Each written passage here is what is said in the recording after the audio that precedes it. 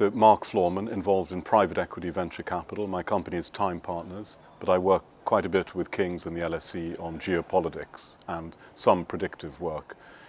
Demography, technology, business, and purpose. Yeah, it was a macro level view of the world up until 2040. And what I tried to address was firstly technology, then demographics, and then the role of business. And I think business needs to step up and step forward and become a much more integrated part of what we're delivering because of the two big trends that I was looking at and predicting for. Well, it's for all of the West, traditionally known as the West, so the United States, Western Europe, Japan, and Australasia. The birth rates, I was saying, are falling across nearly all of those countries concerned. And we're down in some countries like Denmark to 1.2 at the moment.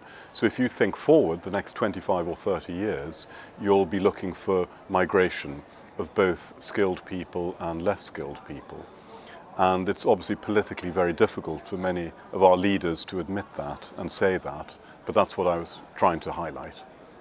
Megatrends are, I gave you 5 in the presentation, and megatrends are the really fundamental big issues that are happening, but we can't see them. And you can't see them because they're quietly invisible. They don't make the papers every day. They're quite boring, and they slowly come and impact you and affect you, your life, your family, your business over time. If you're not aware of them, it could be, you could be in a more difficult position. So one of them is the population pyramid, changing from the shape of a pyramid to a much more vertical structure.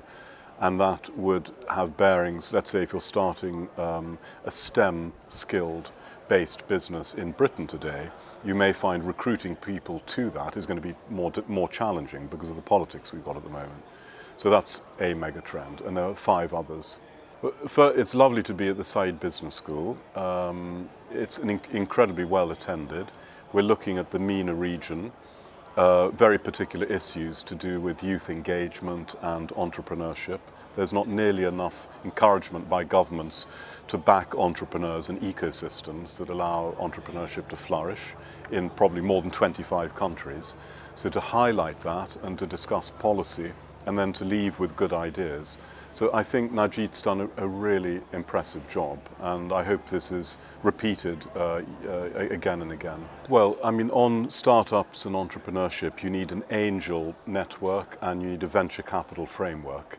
And I'd encourage all of the governments and business leaders in the MENA region to think about, have I got the right framework to encourage people to step forward and take substantial risk? And there are a few guidelines to how you can do that. And I've published many pieces of work around that. In terms of women taking risk and in employment, 50% of the world is made up of women. Billions are excluded, and we have enormous loss to our economies and to the families and to communities by not being so inclusive. And I'd strongly encourage that. If you look at the Nordic countries, where I'm from, it's 50-50. There's no difference really between opportunities, employment and chances offered to women. And it strengthens society, it strengthens your economy, it's good for everyone. Culturally, it takes time, of course, and everyone understands that. Yes, no, I think it's a very good conference. I would say as take-home ideas, I'll spend more time thinking about MENA. For those in venture capital and private equity in London, which is really the sort of capital for Europe in terms of private equity, we should think more about some of the great economies and partnering with them. I've spent some time thinking this morning about Morocco, for example, fascinating destination.